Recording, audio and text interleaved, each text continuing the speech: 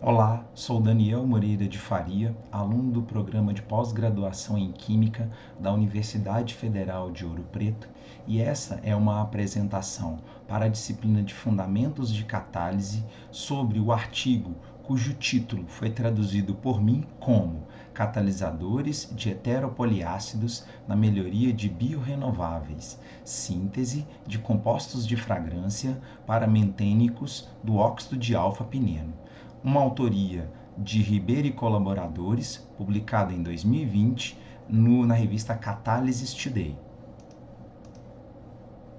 Quanto à apresentação, ela se divide em introdução, aspectos experimentais, resultados e discussão e conclusões. Na introdução, os autores falam que os compostos de terpênicos são obtidos de óleos essenciais de plantas e flores e possuem baixo custo. Deles, o alfa-pineno é obtido como subproduto da indústria de papel, e o óxido de alfa-pineno é obtido pela epoxidação do alfa-pineno. Em meio ácido, esse composto pode ser transformado em uma variedade de produtos, e a reação mais importante delas é o foco do trabalho, que é a isomerização para a indústria de fragrâncias.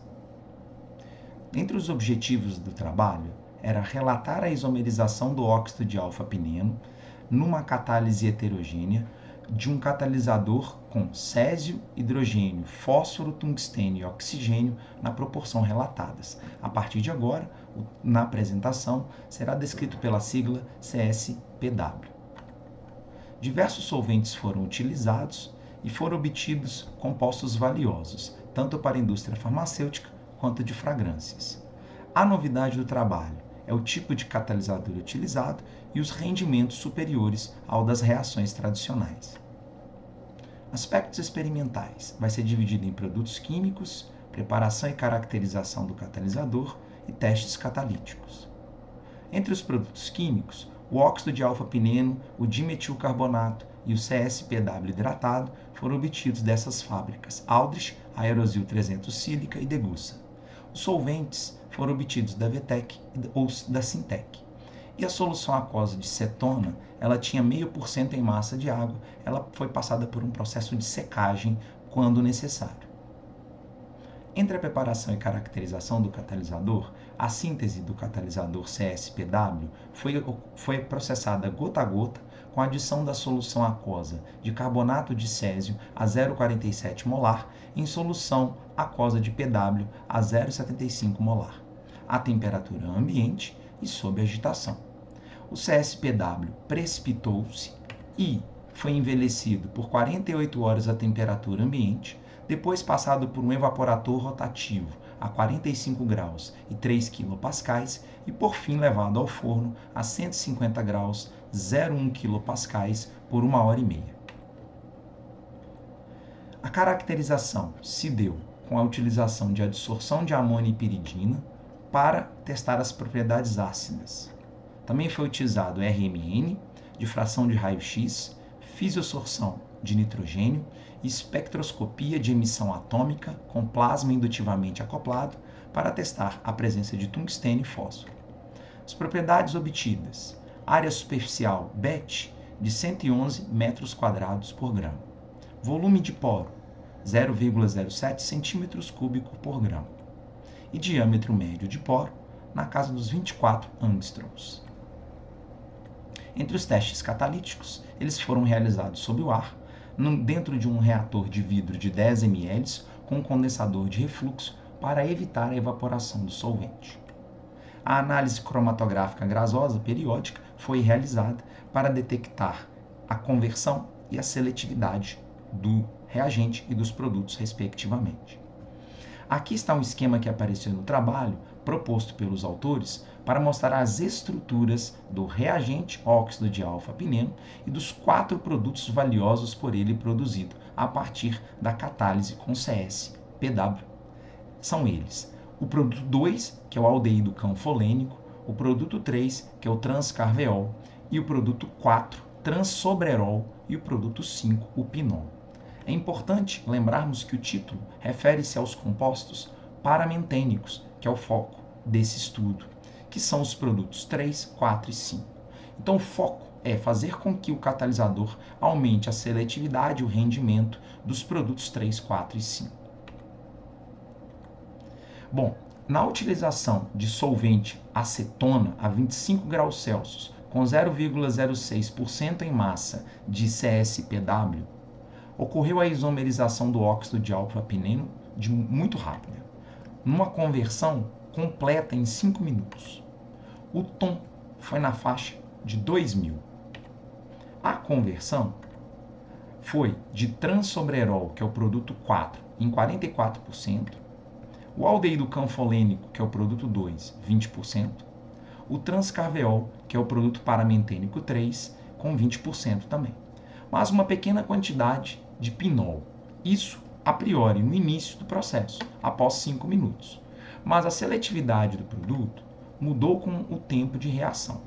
Então, quando ela atingiu 3 horas, foi observado que o pinol representava 43% da seletividade dos produtos.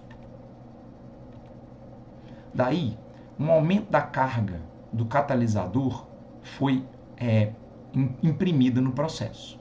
E foi observado que a conversão do transcarveol, que é o produto 3, formado inicialmente, e do transobreerol em pinol aconteceu de forma mais rápida, quase completa, em 3 horas. O rendimento da reação foi de 70% em pinol. Isso, segundo os autores, representa os melhores resultados relacionados com catalisadores heterogêneos. A seletividade combinada para aldeído canfolênico e pinol atingiu impressionantes 90%. O catalisador gasto após a reação, ele foi lavado com clorofórmio, seco a 60 graus ao ar e reutilizado 3 vezes para testar se houve ou não perda de atividade e seletividade. Foi constatado que não houve perda significativa, nem da atividade, nem da seletividade. Os valores mais altos de concentração para o substrato acarretaram uma menor seletividade ao pinol e uma menor seletividade aos demais produtos, que é o 2, o 3 e o 4. Qual que seria o provável motivo de reduzir a seletividade de todos os produtos, especialmente do pinol? A formação de produtos de alto ponto de ebulição, os chamados oligômeros, que não são detectáveis, segundo os autores, pela cromatografia gasosa. A taxa de reação de oligomerização ela é mais impactada pela concentração do substrato do que a reação de isomerização. Segundo os autores, porque a taxa de oligomerização ela é provavelmente de segunda ordem, enquanto a taxa de isomerização ela tem a ver com uma reação de primeira ordem. Por isso, a de oligomerização é mais impactada pela concentração do substrato. Aqui tem um esquema proposto no trabalho para o mecanismo provável dessa reação. O óxido de alfa-pineno, em meio ácido, é protonado, gerando um carbocátion no carbono 2. Ele pode sofrer um rearranjo, gerando o carbocátion no carbono 1, que é o produto, o intermediário B, que é um carbocátion secundário, enquanto se ele sofrer um rearranjo gerando C, ele forma um carbocátion terciário em C. C, então, tende a ser mais estável que B por efeito indutivo, já que carbocátions terciários são mais estabilizados por esse efeito. O carbocátion B gera o produto 2, que é o aldeído canfolênico, quando desprotonado.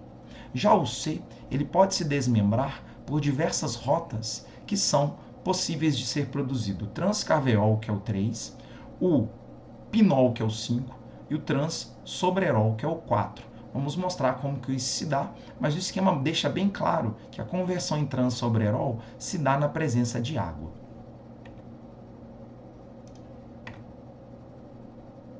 Assim, os autores discutem que a formação preferencial de produtos paramentênicos ele se dá preferencialmente na presença de solventes polares, como a acetona.